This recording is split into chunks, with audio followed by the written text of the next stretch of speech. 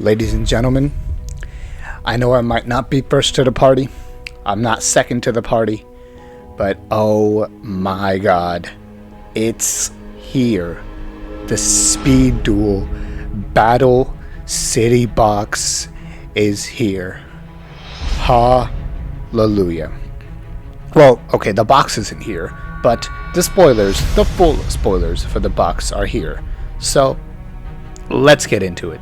Hey Legos community, it's Terramaster, and welcome to the first video in a small little video series where I'm going to review the full contents of the Speed Duel Battle City Box. That's right, the little prediction series I had, what's in the box, that's essentially over because we got the full spoilers, so there's no point in predicting it now. But I did promise you guys some guard card content. That's why I'm going to start off by reviewing the full contents of the Speed Duel Battle City Box by talking about the guard cards. But before I get into the guard cards, let me just tell you how I'm going to structure this. I'm going to try to go as in-depth as possible, and that I'm going to actually try to give you guys some concept decks. Now, these aren't going to be optimized by any means, but these are just like based on the skills and the new cards and the interactions that I can think of.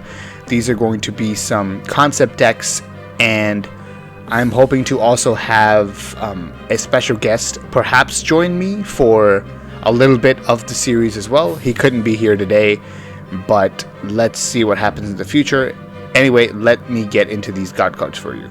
So the first guard card and related skill I'm going to talk about here is Fury of Thunder and Slifer the Sky Dragon.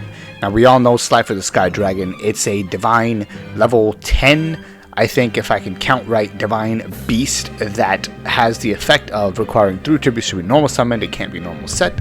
Its normal summon cannot be negated, and when it's normal summoned, cards and effects cannot be activated. So that already gives you immunity to things like vigilance being able to negate it. It gives you immunity to things like Floodgate Trap Hole. They can't offering Slifer on summon. So very good stuff there in that there's no summon window for your opponent to respond. So that's pretty good. Then it says, if this card is special summoned, send it to the graveyard in the end phase. It gains 1,000 attack and defense for each card in your hand. If a monster is normal or special summoned to your opponent's field in face-up attack position, that monster loses 2,000 attack. Then if its attack has been reduced to 0 as a result, destroy it. So it forces your opponent to have to either set, or if they special summon their monsters in defense. If they normal summon, or if they special summon an attack, that monster will get weakened, and if it was 2,000 or less, it's just an immediate non-targeting pop. Well, let's read the skill that goes along with Slifer the Sky Dragon. And this skill is Fury of Thunder. This is a Yugioh skill because, of course, Yugioh was the one who played Slifer in Battle City. Activate the following skills. During your main phase, while you control Slifer the Sky Dragon, draw until you have 4 cards in your hand. If Slifer the Sky Dragon is sent to the graveyard, you can shuffle it back into your deck. Each of these skills can only be used once per duel. Now, that second skill is actually just not good at all. Let's be honest here. But the reason you would even consider playing Fury of Thunder is for that first skill, because that's a potential +4. Now, I had a thought in my mind that the Slifer skill would allow you to draw cards, but I was thinking it would be draw 2. Oh, how naive of me. But this is +4. However, before you get too excited, there's a big disadvantage that the skill carries with it as well. And that is that there's no way to search Slifer from your deck. So you have to not only purely draw Slifer, but you have to purely draw Slifer, as well as you have to get into a combo to have 3 tributes on the field to order to tribute summon it. But the advantage again of having to do that is it's okay to use up your whole hand doing that. So whatever crazy 3-4 card combo you can come up with in order to normal summon Slifer, because Slifer protects itself on summon, you're guaranteed to get that +4 as soon as you summon Slifer, because the response window is not there on Slifer summon for your opponent, and then in that open game state, you just flip your skill and boom, you've got your +4. So the weakness is obviously that you have to draw the combo, but then if you do manage to do that, my gosh, this is absolutely phenomenal. Okay, I've actually got a cool little replay for you guys of a concept deck I made. So let me show you what it would look like. A concept that I came up with. Okay, so spoiler alert, here are 4 new cards right away with the Slifer. I will get into each of these later, but here, basically, let me show you as it goes. So obviously it's speed duels, so I'm assuming I'm going first because the worst outcome, right? So I set the giant rat, which is a earth floater. So it's basically level 4 earth beast monster, 1400 attack, 1450 defense. And it says when this card is destroyed by battle and sent to the graveyard, you can special summon 1 earth monster with 1500 or less attack from your deck in attack position, including another giant rat. That's very relevant. Now I'm going to set Cosmic Cyclone and Swamp Mirror, and that might have gone too far ahead, but I'm assuming the giant rat is destroyed by battle there. So when that giant rat is destroyed by battle, I can go ahead and view my deck, summon another giant rat, and the deck gets shuffled. Now, before I go into my next turn, let me quickly explain what you should be doing with Cosmic Cyclone. Cosmic Cyclone is back row hate. It's a quick play spell that says pay 1000 LP, then target 1 spell trap on the field, banish it. So say your opponent attacks with the monster and they set a back row. Now you Cosmic Cyclone that back row, and you've still got your Swamp Mirror left. I didn't do this in the right order, but that's just because I was really excited about the fact that I was actually really close to drawing the combo. And as you saw, once I drew that Gillosaurus, a card that already exists in speed duels, I summoned my Swamp Mirror, which is essentially a trap monster, and you get to declare a monster type and an attribute when you summon it. Now this is interestingly relevant. You'll see when I show you the full deck of why that effect that Swamp Mirror has is relevant and why it chose it over Meta Reflect, Slime, or Zoma. Anyways, so Gillosaurus can just straight up be special summoned from your hand, and because this is so early in the game, it's unlikely that your opponent's going to have any monsters in their graveyard. So anyway, what I can do once I've done all this, and the Cosmic Cyclone should already be used at this point if your opponent has a back row. But right there, you have 3 monsters without using your normal summon. So I did the Cosmic Cyclone then because I remembered. And there's Slifer the Sky Dragon. And there's, you pop your skill because there's no summon response window even if they have a back row left. And I get my +4. Now look at some of the cards that fill this out with. There's more back row hate, another Cosmic Cyclone and a Night Beam, and then there's Hammer Shot. Now this is also a new card. And this is, honestly, you're supposed to play it before you get Slifer out, obviously. But you can also play after, in that you can set these 2 spells, and then once you play Hammer Shot, Slifer becomes 1000. So anything above 1000 would then be the strongest monster on the field. So Hammer Shot can theoretically pop anything as long as you can manipulate your hand size once you've summoned Slifer.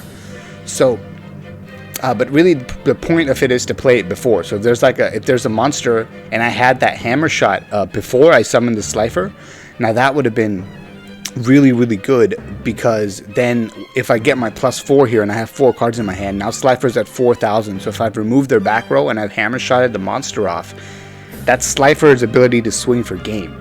And the really best part about all that is, even if they Sphere Kuriboh my Slifer at that point, it's got 4000 defense, and its effect still stops them from summoning monsters. So they have to remove Slifer to even have a chance. But yeah, that was a little replay I wanted to show you guys for Slifer. And now let me show you the deck.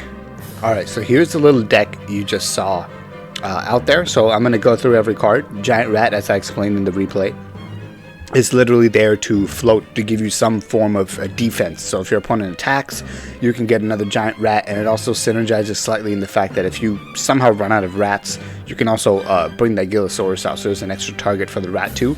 And then of course, moving on, we get Gillosaurus, which can straight up just be special summoned from your hand, so very good to have free tribute fodder pop up immediately. And then this is the issue. You have to run 3 Slifer because the skill does not search it for you. So you have to run 3 Slifer in order to have a higher chance of drawing it, because I couldn't really think of a good way to search Slifer at all in the Speed Duel card pool, even after all the box release. And then if you make a deck focused on draw power, what you do then is you risk losing, or you don't risk, you do lose a lot of the potential you have to get 3 tributes out on the field if you're focused a lot on the draw power. So that's the weakness of the deck, obviously, like I said. Anyway, then I have one of the Rock Spirit. Now again, this is just a concept build, so obviously it's not optimized. The ratios, you know, I'm sure you can come up with something better. but this is just the core concept of what I'm trying to accomplish here. Is what you saw in the replay there. So the Rock Spirit is there for serving as both a special summon before your tribute, because if your giant rat dies, you can remove that from the graveyard to summon your Rock Spirit. Or it's a follow-up play. Once you've tributed your 3 monsters, as long as at least one of them was a Gillosaurus or a giant rat, and you get Rock Spirit out of your 4 draws, you can go ahead and drop that Rock Spirit down as well. I put in triple Cosmic Cyclone since it is a excellent piece of back row removal. I've got 1 Night Beam to essentially serve the same purpose, but with Cosmic Cyclone it doesn't matter if they have a continuous trap and they chain it, it's still getting banished, it's still getting out of there. It doesn't matter if they have Wild Tornado even. If you destroy it, it's not going to activate because, well, not if you banish it with Cosmic Cyclone, it's not going to activate because it wasn't destroyed. Then you've got Hammer Shot, which I already explained, like I explained in the replay, is to basically get rid of their face-up monster in order for you to try to go for 4,000 with Slifer once you get your +4. And then you have your big Cattle Drive spell card. Now here's where I said that Swamp Mirror and even this other trap monster, Quantum Cat, which has 2200 defense, instead of Swamp Mirror, which is potentially more aggro with 1800 attack. So both of these say you activate, you declare a monster type and an attribute. So I would say, to say whatever you want for the attribute, for the monster type, I would say Beast. So the reason for that is that with big Cattle Drive, if you control a Beast Warrior, or Winged Beast type monster, draw 1 card for each of those monster types you control. So if you have Giant Rat and you have like 1 or 2 trap monsters, you can play your big Cattle Drive, and that's your chance. That's your chance, even if it's slim, to grab that Slifer out of your deck if you haven't yet drawn it. Or grab Back Row Hate, whatever. Although if you draw spells, obviously if you draw your Back Row Hate in the same turn as Big Cattle Drive, you can't use it. Because as you can see, the drawback to Big Cattle Drive is it says that you cannot activate other spell trap cards or effects during the turn you activate this card. So other spells and traps won't work, and in addition, you have to have done Quantum Cat and Swamp Mirror in the end phase of the previous turn, right? So it's like what you do with Zoma now. You end phase Zoma, you're gonna have to end phase your trap monsters in order to make sure that you're not activating spells or traps the same turn you use your big Cattle Drive. But that's the only good piece of reasonable draw power, and I can't overdo it, just because if you do that and then you either brick with it, which is the worst, or you'll have it draw into your Back Row Hate or your Hammer Shot, and then you can't play those cards. So anyway, that's the concept build. Here in the side deck, I have some other options I thought would be kind of cool with it. So, or just side options for a deck like this, right? You have Soul Exchange, which you could use if you only want to reduce your burden to true tributes. Now, if you do use Soul Exchange to get the Slifer out, yes, you got rid of an opponent's monster, and yes, you could still get your +4. However, the issue then is Slifer can't attack this turn, you don't get a battle phase. So if they remove that Slifer on your turn then you're kind of having to start all over and to summon your Slifer all over again. Now sure, you'll have 4 cards to do that, but remember, the skill is once per duel. So the second Slifer, even if you manage to follow up and do it again, will not give you a +4 again. So that's why I chose not to do Soul Exchange in this one. However, I can understand it being a side deck card against specific decks which won't necessarily have a lot of removal for your dragon. Nobleman of Cross Out, if your opponent's setting monsters and not being aggressive, of course this is perfect replacement for Hammer Shot in that case. Then I've got Creature Swap in here, which I thought would just be really, really funny, especially with, it's a new card. These are all new cards, by the way. Creature Swap with Gillosaurus, I think, is absolutely hilarious. It's actually one of the card interactions I wanted to talk about. And so if you special summon Gillosaurus, your opponent does have a monster in their graveyard. Whatever monster they have in the graveyard, they're going to probably summon their best monster, right? So if they have like Jinzo in their graveyard and you give them Gillosaurus's effect, they're going to go ahead and bring out that Jinzo. Well, what's really hilarious is then you can go ahead and play Creature Swap and take it for yourself. So this is like truly phenomenal as not just like a additional play if you like don't go Slifer, but you can somehow use like Hammer Shot and then Gillosaurus into Creature Swap. Oh my goodness. Or even in other decks, you could just use Creature Swap and Gillosaurus. Just it's such a meme, it's hilarious. In addition, you could also have had creature swap be a follow-up to your Slifer, right? So you get your Slifer, you get your 4 cards, and out of your 4 cards, if you either have a creature swap in there combined with a Gillosaurus or with a Rock Spirit, you can even have a trap monster left over from the previous turn that you'd set face down. So there's a lot of options to go with creature swap in this deck as well. So just a good combination of follow-ups here, as well as something to get your Slifer out. Now, obviously, with all these decks, I'm going to say, just let me know in the comments, like, what your ideas would be for a potential Slifer deck to get it out. Now, obviously, this isn't the only method I've thought of to get out a Egyptian God card. However, I thought that this is the best method, considering how lacking we are in searching Slifer the Sky Dragon. Finishing up with Slifer, let's get into Obelisk the Tormentor and Kaiba's skill that goes with it. Obelisk the Tormentor is also a Divine Beast, shares the same effects as Slifer in the first half, where you need 3 tributes to summon it, can't be set, and there's no there's no response window on its summon. And here's where Obelisk shows its worth. Cannot be targeted by spell, trap, or card effects. That is truly amazing in a format that thus far most major removal cards have targeted. That is absolutely awesome. And even though there is a lot of non-target removal in this Battle City box, like when I talked about with that Slifer deck was creature swap, there's still a lot of targeting removal as well. So Obelisk is still immune to a lot of what could be staples, like a new card, for example, is Book of Moon. Anyway, keep reading Obelisk. If this card was special summoned once per turn, sent to the graveyard during the end phase. Anyway, you can tribute 2 monsters, destroy all monsters your opponent controls. So it also has the potential to go Raigeki if you tribute 2 monsters. However, then it can't attack that same turn that you do that. So you either Raigeki or you punch them for 400, but you can't do both.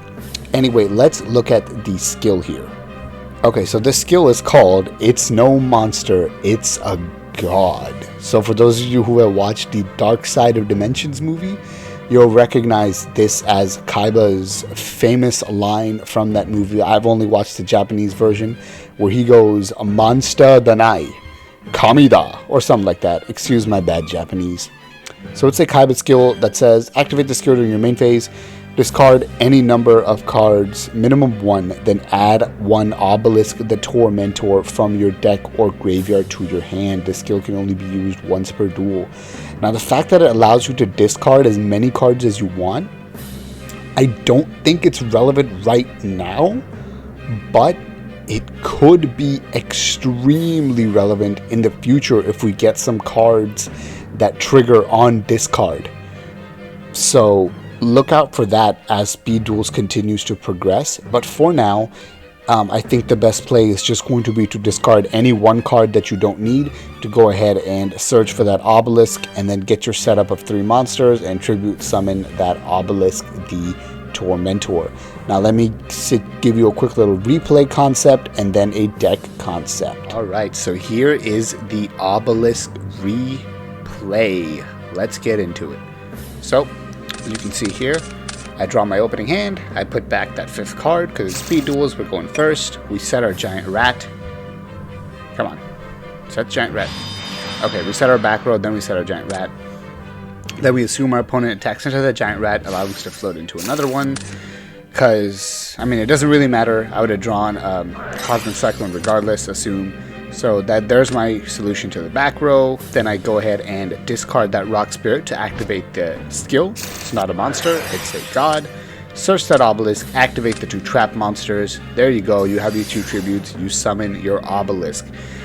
Now, here's the concern as compared to the Slifer deck, is that you do not get that +4. However, it's more consistent to summon Obelisk because you don't have to clog your deck up with 3 copies of Obelisk. You can search it essentially whenever you want. Whenever you're ready, you can just focus on getting those 3 monsters on the board ready to tribute. Let me show you the deck. Alright, so here's the deck. And as you can see, it's a very similar I've tried to go with kind of the same concept. I just wanted to show off how it would change if you're not forced to run 3 copies of the god card itself, because you can search it now. So just that not small difference in the skill actually makes a big difference to the deck. So you still have your rats and your Gillosaurus and your rock spirit, but now you see only have 1 copy of Obelisk, and that gives me room to add more trap monsters and not have to worry about doing something like the big cattle drive, although we'll talk about that in a second. I also went ahead and added Soul Exchange. So like I talked about in the Slifer deck, you can do that to reduce the burden of how many tributes you have to have. However, then the god card can't attack that turn. You don't get a battle phase. But what's cool about Obelisk is you don't really need the battle phase, right? You can, once you Soul Exchange, if they still have a monster and you have your Stray Lambs, you can actually just go ahead and use Obelisk's effect that turn, and then you wouldn't be able to attack anyway. So it kind of works out in that kind of a situation. And in addition to that, Obelisk actually is protected from something constantly in that it can't be targeted. So that actually gives Obelisk a lot more staying power on the field than Slifer. So that's why it's a little less risky to go ahead and use Soul Exchange and skip that first battle phase. Like, it's not as important as it is with Slifer to go ahead and just try to win that turn. So anyway, that's that deck. And here again I have some options, which are, you can put in more rock spirits. Again, this is just a deck concept. You can have creature swap, again for shenanigans with your Stray Lamb tokens. Or you swing your Metal Reflex Slam into attack mode and do some shenanigans with that. Again, Gillosaurus, I already talked about it. You can have more Stray Lambs if that's how the deck ends up working out, where you can Stray Lambs and then hope a couple of them survive, or one of them survives rather, it gives you a couple. And then you can use your trap monsters or your special summons to go ahead and even set a giant rat alongside the Stray Lambs. So whatever it takes to go ahead and set up for that Obelisk summon. And then, because this is cool, the Stray Lamb tokens are actually beast tokens. Here's a fun little interaction with a new card. It's the big cattle drive, which I already kind of talked about, but I didn't talk about it, how it interacts with Stray Lambs. Now, Stray Lambs already gives you 2 tokens, but big cattle drive's restriction allows you, or does not allow you to activate it at the same turn you've played Stray Lambs. So if your Stray Lambs survive, then Big Cattle Drive with Stray Lambs and Giant Rat could be a +3. So maybe you do play more Stray Lambs and play those trap monsters that I talked about in the Slifer deck in this deck, in the Obelisk deck. So you can go hard on the draws and then summon your Obelisk, and you won't even need to really activate spell traps for the remainder of that turn, or for even like during that whole turn that you activate Cattle Drive. There's a lot of like fun little neat stuff you can do here. Anyway, let's move on to the Winged Dragon of Ra. Okay, so before we start talking about the Winged Dragon of Ra here, I quickly want to say that he's here. He's finally joining me. I told you somebody would be here later on, and that's Lucas Gaylord. So welcome. Hey, my friends. Let's review the new deck for Ra. Alright, so let's start off by talking about the card, Winged Dragon of Ra. Now again, like Slifer and like Obelisk, it's got the same first few effects where you need 3 monsters to summon it. It can't be special summoned, it can't be normal set. Oh no, Ra is different. It cannot be special summoned at all. So the other 2, when they're special summoned, they go to the graveyard in the end phase. But Ra cannot be special summoned at all, which is way different than what it was in the anime. But his normal summon can be negated. And when this card is normal summoned, now here's where you get its attack points from.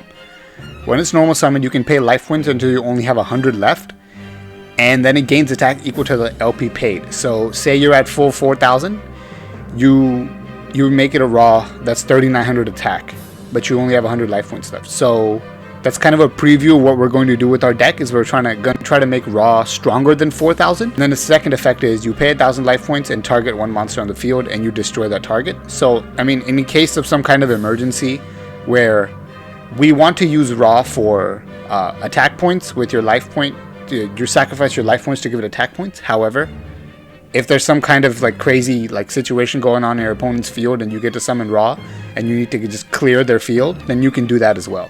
Now, yeah, and also it's not once per turn, so you can use that to clear the board and then attack it directly if you have game in some other sort of way.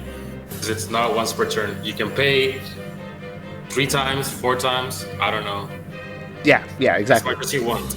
Yeah, you can pay 3,000 life points and clear their whole field of monsters if that's what you need to do. And then if you have something else to attack for game, then that's perfect. Okay. Now let's talk about the skill that we got, which is Heretic Chant. So it's a Merrick skill, of course. It's raw. So it says activate by skill. Activate this skill during your main phase. Discard your entire hand, minimum 1. So you have to have 1 card at least to discard. And add raw from your deck or graveyard to your hand. And if you do, you contribute summon 1 monster during your main phase in addition to your normal summon set. So the benefit this skill has over the Obelisk skill is that it not only searches for the raw, because that's all the Obelisk skill does, right? It's literally just search. But this one allows you to go a little bit deeper into the combo because you can normal summon and then go into raw. And you'll see that we've actually taken advantage of that in the sample deck we have for you. Now, let's get into a replay and then show off a deck. Okay, so here we are at the replay, and let's just go.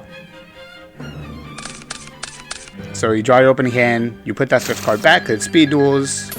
I'm going to go ahead and put my life points to 4,500 since you see we did open up a golden ladybug. Now quickly, a new card that I already talked about is Quantum Cat.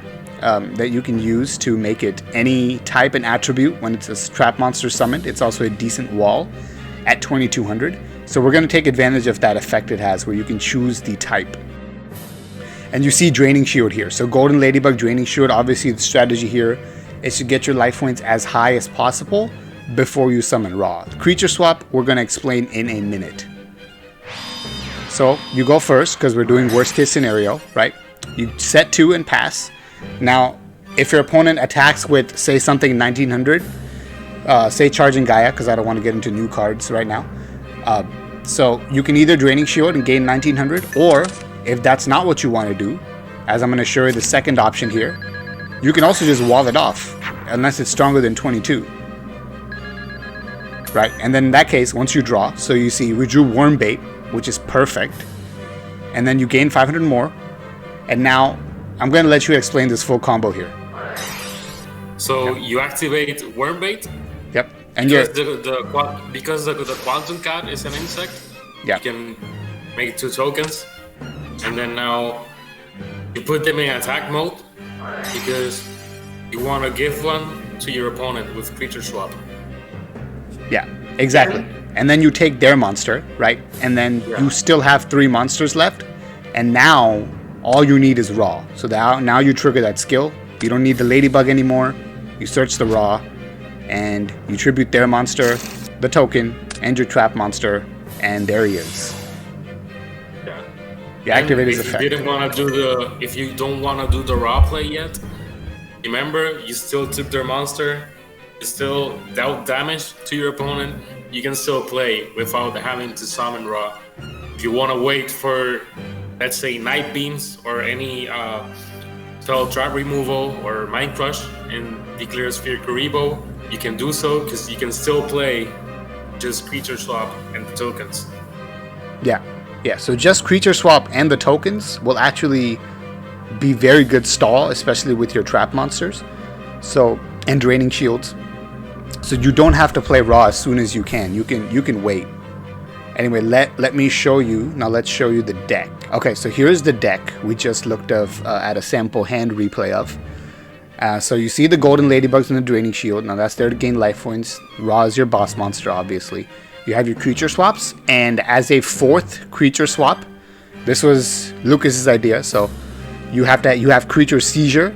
So you have 4 cards that do the same thing essentially. Seizure now only works with your Wormbait. And we didn't explain it in the replay, but let me do it now. The extra normal summon you get from the skill is very useful because you can use that. You can normal summon Golden Ladybug even if you don't have a Quantum Cat.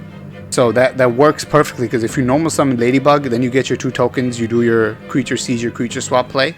You still have 3 monsters, and your additional normal summon, you can still use that to tribute summon raw. So the deck works very well. And since this was your idea, I'm going to let you explain Absorbing Jar. And for those watching, this is indeed the farming deck, the raw farm deck from Duel Links. I just think You don't have to get to 10,000 life points. There's no dual rewards. You just want to get to 4,000. So as the LTK, if you play Absorbing Jar, you're going to see it has the effect to pop every spell trap face down. So you have to be careful because you're going to set that card the turn that you know you're going to lose your back row. So if you set that card, don't set your Quantum Cat. Use your Ladybug next turn. Normal summon the Ladybug, pull up the combo. So that's to remove all the spell and traps. And then you also have Mind Crush, because if you're worried about Sphere Kuribo or Gentlemander, you use Mind Crush and then you declare Sphere Kuribo. There's no more Sphere Kuribo, so you can go for the clean OTK. Still, there's the weakness that the deck has to stall enough for that to happen, but it's still very consistent, at least in summoning raw. Yeah, and that's with all the God Cards decks that, I mean, the best you can really hope to do is to just summon the God card consistently, and then after that, it's just depending on what your opponent has or not to answer it. Some options in the side deck that you can consider, depending on a certain matchup, is something like Santa Claus. This is really good with your creature swap cards as well. So you give them Santa Claus, and then you can take Santa Claus and then tribute it for raw. Or you can just keep it and then draw a card. Wabaku is good if you feel like you need extra stall and maybe Draining Shield isn't working because they're playing the new Joey skill, which we'll get into later. Offerings to the Doomed, in case there's some monsters that you need to remove. If your opponent summons multiple monsters, so creature swap is less good, maybe you need to do offerings. Who knows? Yeah, and also for Jinso, because you're still full of traps and Inner Conflict still really bad against you. Yeah, exactly. And the thing is, even if you have 4,500 life points from a Ladybug, Inner Conflict, you don't want to be down to 500 because that ruins your raw, right? And then you have to stall a long time. So you do have to kill that Jinzo, you're right. Yeah. And also the Santa Claus, because Spellproof Armor is immune to spells, the only way you can use creature swap is by doing Santa Claus. Yeah, exactly. So if you're playing against Spellproof Armor or Machine deck, Santa Claus is very useful right there too. Or if somebody's playing a new card, which we'll talk about later, is Spell Canceller. So same thing there. So Spell Canceller will even stop your Worm Bait. So you do need to remove that Spell Canceller before you can do anything. Now, a couple options you can do if you feel like you need more back row hate. Now, we didn't put it in this sample deck, but I put it here just to show you. Is Night Beams, of course. And Nobleman of Extermination is also an option for getting rid of your opponent's traps. And their quick plays, it works on all of them. And that's a new card, so we got Crossout and Extermination. Swamp Mirror is also an option if you think Quantum Cat isn't enough and you need more insects. And before we finish up the God cards, we just want to mention Moisture Creature and Guilford the Lightning, which have additional effects when they're tributed by tributing 3 monsters. So Guilford is Raigeki when it's summoned that way, and Moisture Creature is Harpy's Feather Duster when it's summoned that way. So Guilford will destroy all their monsters, and this will destroy all their spells and traps. So a lot of various different options to go, but remember, like the Slifer skill, the weakness of playing Guilford the Lightning or Moisture Creature is that you have to draw them. Only Obelisk and Raw will let you search for the boss monster. Yeah, you can also use Wormbait with Hidden Parasite. I'm not saying it's better than doing it with Quantum Cat. I'm just saying that there's also the interaction that you use Hidden Parasite, turn any monster into insect, do Wormbait, and then you tribute for any God card or 3 tribute monsters like Guilford or Moisture Creature. And remember, a lot of these engines, you can play them for any of the God cards as long as you do some slight changes, right? And lastly, I want to give a shout out to Tensei, because he was the one who told me about the interaction between a trap monster that can change the type to insect and then use Wormbait. Yeah, I forgot about that. Yeah, thank you, Tensei, for that.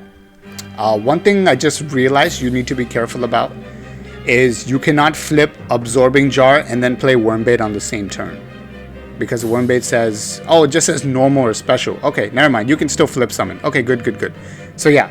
Well, that's another thing then. I guess that's a good thing to explain then. So you shouldn't run any level 3 or 4 monsters with Wormbait, because then you won't be able to normal summon those. But Absorbing Jar is fine as long as you already have it set and you flip summon it. Nobody would normal summon a flip monster anyway.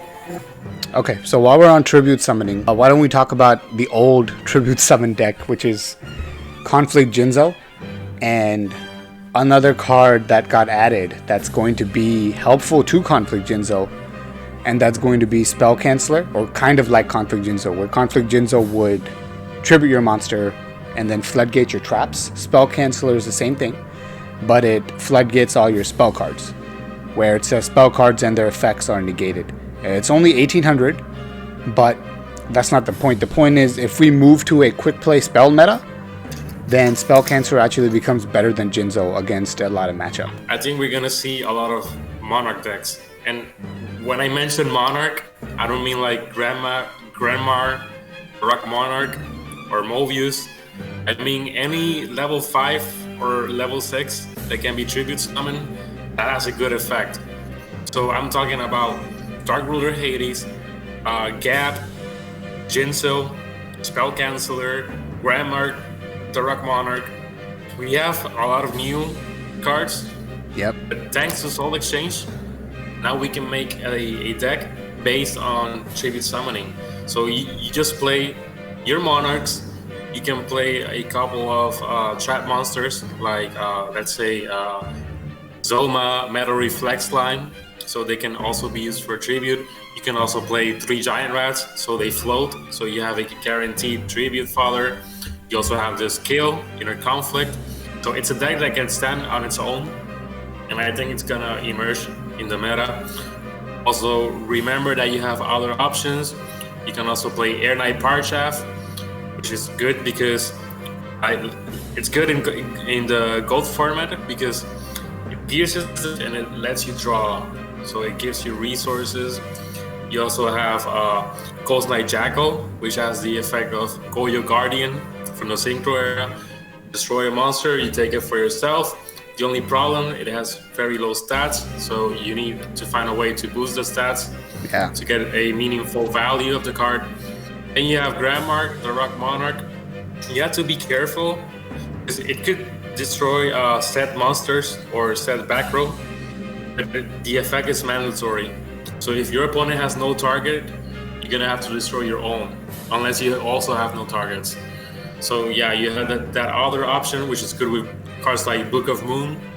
And then you have Kaiser Glider, which is very beautiful because it can hit Jinzo. It doesn't get destroyed by battle. And then if it gets destroyed, it has the effect of bouncing a monster. So it's really good. So we have Monarchs, and then we have new support. So yeah, watch out for Monarch decks. A lot of good like tribute monsters here, and then with the introduction of all the ways to make tribute summoning easier than what we already had, you can. I definitely agree with you. We're gonna see Monarch be a deck on its own, even without. Oh, hold on. Yeah, what's up? I forgot about an important card. What's up? There's a fairy monster. I think it's Earth. I think the name is Home something. It's basically it special summons itself when you have no monster, and then you can just tribute summon. Oh, I know. Bones alone, right? For a tribute summon. Bones alone. Yeah, that one. Yep. Yeah. I'll show it on the screen right now. Yeah. So. Yeah. So yep. That's also good support.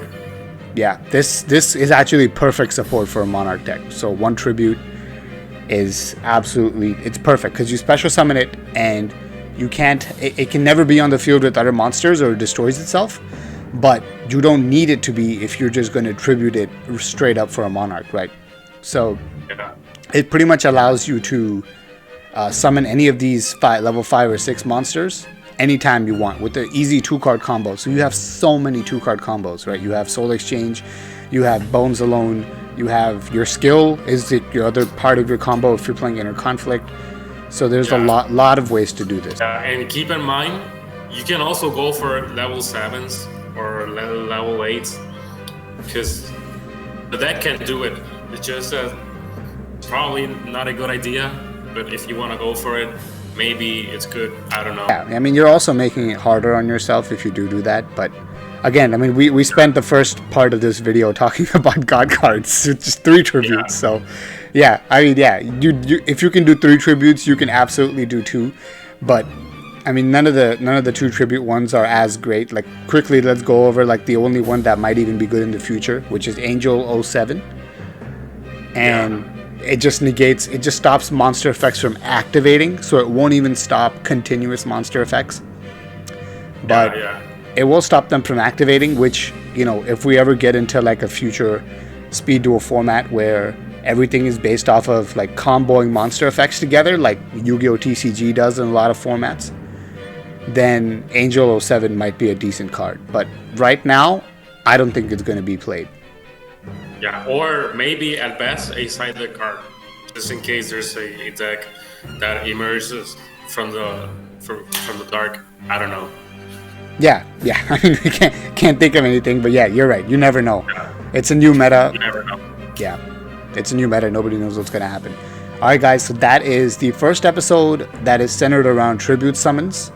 And next time we're going to talk about Jinzo and machines and unions. So see you for episode 2 of the box review. And Terra Master Lucas Gaylord out.